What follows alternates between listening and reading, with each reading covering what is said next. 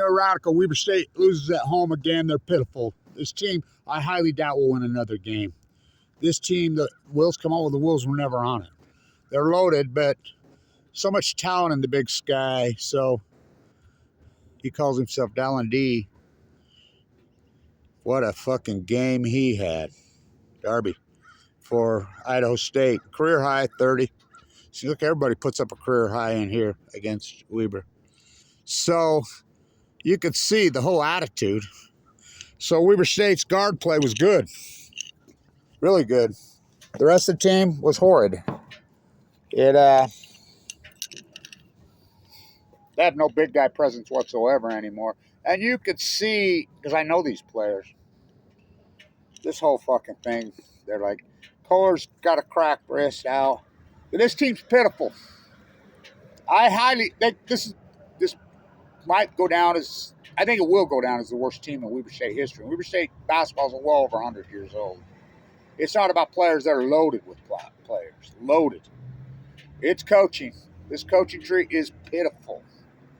I mean, well, come on. Randy Ray, as bad as he was, but he would win. You know, you get 20 wins a game, going to the tournament. If they did, out. You know, he won 3 times, but this is the longest stretch in the history of the school without going to the NCAA tournament. They're horrid. And Idaho State did not play good. Well, he did. He played outstanding. They got beat at the free throw line. Like they always get beat at the free throw line. I think they were 6 for 11 or 5 for 11 from the line, and they were 15 for 18. And got beat at the line. Well, it was an ugly game. It wasn't even. Blaze 3 had his solid game like he always has. Always has. At his 20, he played his solid like he always does. Trevor Hanning had a great game. Here's the thing. Trevor Hanning was on fire in this game. Trevor Hanning was 4 from 4 from three-point line. I think he was 8 from 10 from the field. He's on fire. Towards the end of the game, Weber starts out slow like they always start out slow. Every fucking game. And, you know, they hang around. You know, Henning and the guard play, the backcourt saves their ass. And so, Threet and Henning keep them in the game. They keep them in the game. Come out the second half, get in the second half, and they look good. They come all the way back, make this game a heater. And Weber takes the lead into the fourth. And they, down the stretch, what they always do, completely come apart. This coach is pitiful. Pitiful. Doesn't call time. I'm screaming my head off. Henning's on fire. He's on fire. I fucking get him the fucking ball. You know, they're collapsing on Blaze. 4 fucking guys are collapsing on him. I mean, all you got to do is climb out. Hey, Rob's kick it. You know, and he's trying. But there's no one over there to kick it to. They have nothing set up. Henning's fucking, you know, will he be a star? I don't know. He's a pretty skinny little guy. You know, but got that weird shot. He shoots right over here from the chest. But if you leave him open, he's good. I think he's going to be a great player here. You know, he can jump. If we can keep him, which is very high doubt. But I talked to their lefty. I haven't seen a lefty play that good in here since the great Jerrick Harding. And so I talked to the lefty in after the game, and I told, you know, the coaches were standing right there, and I says, you better get some of that J.R. Simplot money up there in Idaho. Keep this guy around. Because, you know, the NIL, they're going to pluck him. I mean, he came here from, didn't he play at Washington State? They're fools losing him. And, you know, this is how pitiful, even Archie, oh, God, he's got too old. I mean, we have one sports writer here who's not a sports writer, the Standard Examiner. So, get this. So, you know, the old sophisticated fans, they have a fan site. It's run by the Standard Examiner. So anybody that criticizes the coach whatsoever, he's blocked him. He's not a fucking sports writer. He's a pom-pom fucking. I told him straight up, we have cheerleaders over there on the fucking sideline. Why don't you do your fucking job? It's pitiful. The culture. So the culture of the fan here is eroded radically. Oh, the fans in here. Well, the sophisticated smart fan, they're so pissed off they don't even come. So the only people that show up, you know, are just the board and the people that, I mean, there's a group of hardcore fans, but it's not that many. Those people can't stand to watch it. And, you know, the Bank of Utah or somebody will give free fucking tickets, you know, show up. But I don't understand it because they got to be bleeding fucking money radically. Well, same with the football program. Yeah, the great football team, national powerhouse, they healed up. These guys are ripped to shreds in 2 fucking years. It's fucking disgraceful. If Weber State wins a football game next year, I'll be surprised. I mean, they ripped it to shreds. I mean, they took all the... Fuck, the team was just loaded with fucking superstar proven fucking talent. They're all at New Mexico. So, this team, I highly doubt they'll win another fucking game. This is the worst team in the history of the school. And we're talking 100 years. And it has nothing to do with the players. The players are fucking great. You know, Blaze 3 in that matchup with...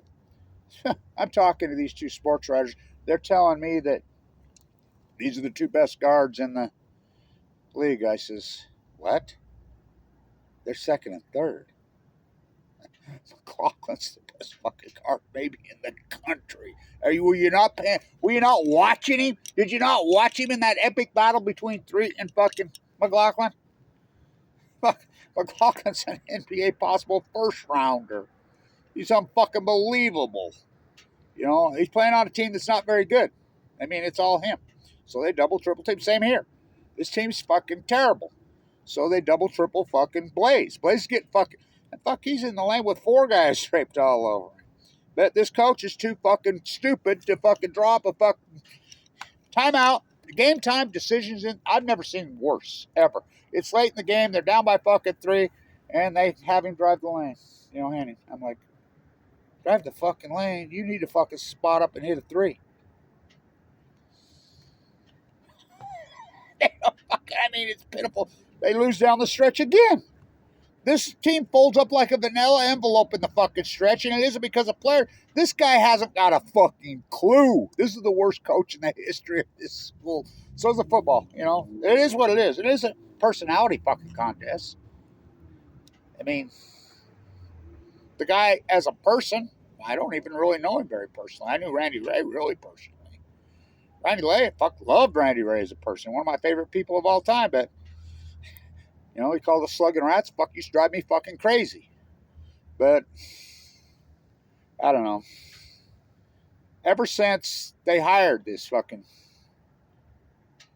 Utah State fucking throwaways, which was a big mistake. The Randy Ray tree has been a fucking... It's 20 years. 20 fucking years. And they're too stupid to move on around here. The athletic department, well, he runs the athletic... He's a soccer coach. A women's soccer coach. A good one.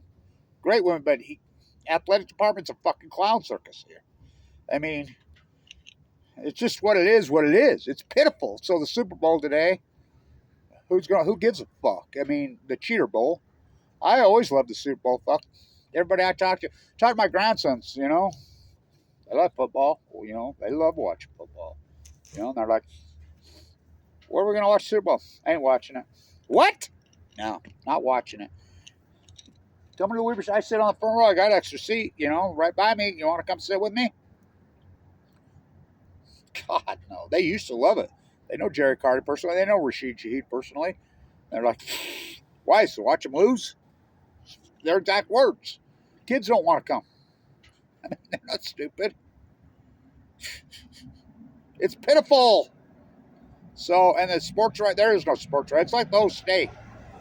The whole fucking state's become degenerate. Yay, the Jazz are losing on purpose. Fuck, the Jazz been rebuilding since 1999. The Jazz are pitiful. I mean, the state of Utah has become degenerate. I'm 7th generation here. I've been here the whole fucking time. The fan base is eroded. You can have a conversation with these people, blah, blah, blah. They're like, they got no historical reference. They got no fucking, well, that's how that plays. I mean, when you don't have no historical reference, and the people that do have the historical reference, and they're on a social media site, you block them? Fucking clowns. And then, you know, sports writer in this, I mean, fuck, that's a real job? I don't think so. The Standard Examiner is not a newspaper. That could be in a newspaper a long time. I don't even know what it is. Nobody watches it. The only time people look at it, they maybe go to the obituaries. But there's 10 of those sites now. So it's pitiful. If they win another game this year, I'll be highly fucking surprised. Though, well, the wheels will come off. Oh, well, look at these great young talent. Oh, okay, where? Show me where this great young talent is. Henning, yeah, he's good. I like him. He's not a Blaze 3. He's not a, Dylan Jones, but he's good. He's on fire. He's their best young player by far, and he's a true freshman. Will they keep him? I highly doubt it. Unless they make a change here. This thing's coming to fucking pieces. Weber State's gone to pieces academic-wise. Fuck. Bootlicker Brad, he's fucking, what a fucking disappointment. So academic, look up the scores. Look up where they are. I have access to them. They're crashing. The only thing Weber State has for it, they have a youth student body, 30,000. It's cheap. That's the only thing they got for them. So the lefty, Darlene, was excellent outside. That's the real reason to come here is watch these great fucking players. See McLaughlin playing here? Fuck, what he did in here. See Blaze 3. Think about that kind. You have that caliber of player on this team, Blaze 3. Oh, he's all that. He's got a real chance to play in that fucking NBA. It's the same idiots that are arguing with me about that. Same idiots are arguing about McLaughlin. The same idiots that told me Dylan Jones would never play in the NBA. Dylan Jones at maybe late second round, including fucking scouts, including all these sports writers. They all bet me. By the way, Dylan Jones has got to be getting unbelievably frustrated because he went to the best team in the NBA. The best team in the NBA ain't going to fix what ain't broken. So here's this incredible, super talent, which I think could have been really in the fight for Rookie of the Year, sits on the bench. I go back to the other great lefty. Boy, did he make the right decision. Jerrick Harding. Real basketball in Europe. Jerrick Harding could be playing in the NBA right now. Jerrick Harding got fucking offers. Jerrick Harding fucking got offers. And he turned it down. Look, the NBA is not a fucking sport anymore. And this trade between the Lakers and Dallas, well, you know who owns fucking Dallas now, not Mark Cuban. You know that the East of Eden supporter. That was all about the economics of fucking. Neither one of those teams are going to win shit. But it's not about that. It's like the sports franchises in the Americana, the old USA. Think about it. I want you to think about it. The most valuable fucking sports franchise on the planet is. Go Cowboys! I got my cowboy gear.